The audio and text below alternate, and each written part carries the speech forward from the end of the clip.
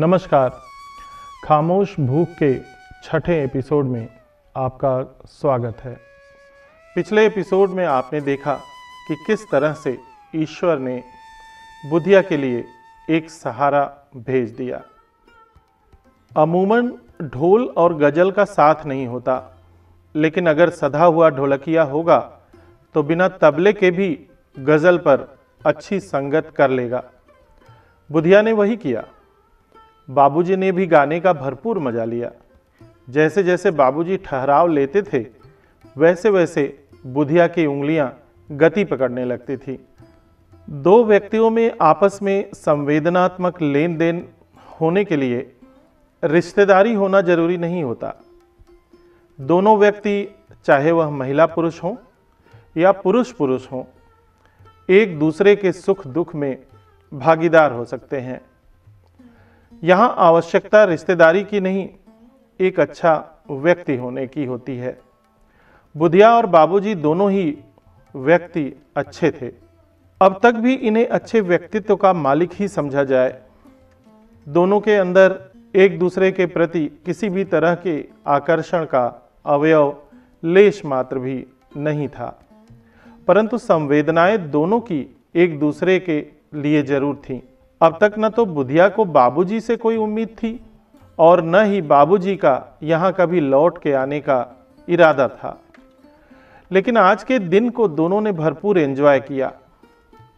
संगीत ऐसी चीज ही है कि अगर आपकी उसमें जरा भी रुचि है तो आप अपने आप में भी एंजॉय कर सकते हैं। बहरहाल बाबूजी चले गए। जाते जाते बुधिया ने बाहर तक पहुंचाने का उपक्रम किया और दरवाजा बंद कर चारपाई पर कथरी फैलाकर लेट गई और फिर से सामने खूंटी पर वही लटका हुआ ढोल। बाबूजी ने आज का खाना तो खिला ही दिया था और बुधिया ने भी मौके का ऐसा फायदा उठाया था कि खाए 1 जून और चले 2 जून, यानी अब उसे रात के खाने की चिंता भी नहीं थी। पेट जब बहुत दिनों बाद भरा हो तो खाना खाने के थोड़ी देर बाद जब पानी पीते हैं तो नशे की नींद आने लगती है। बाबूजी ने खाना तो खिलाया ही था, साथ में जाते जाते कुछ पैसे भी दे गए थे, जिससे बुधिया का कम से कम एक पखवाड़े का इंतजाम हो गया था। बाबूजी ने पैसे क्यों दिए? शायद मानवीय संवेदनाओं की वजह से, शायद एक गरीब को मदद करने के उद्देश्य से, शायद एक बड़े कलाकार का एक छोटे कलाकार को पारितोषिक के रूप में।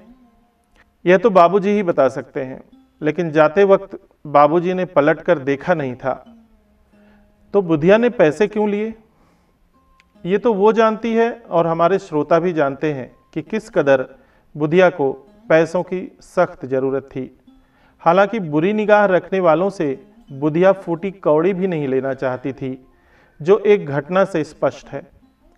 खाना खाने के बाद बुधिया का चेहरा चटक हो गया था, शरीर में स्फूर्ति आ गई थी। उसने यह तक भी नहीं सोचा था कि कल क्या करना है। संसाधन विहीन व्यक्ति कल क्या होगा यह तो कतई नहीं सोचता और प्लानिंग तो कभी नहीं करता। जो सामने आता है झेलता जाता है। वही हाल बुधिया का है कि आज पेट भर ही गया है और अगले 15 दिनों का इंतजाम पूरा है, तो क्या सोचना, कैसी प्लानिंग। कला के कदरदान दुनिया में जरूर मिलेंगे।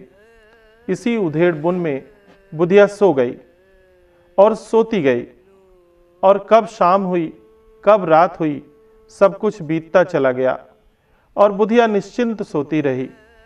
वह सपने में भी परेशान नहीं हुई, सोती रही।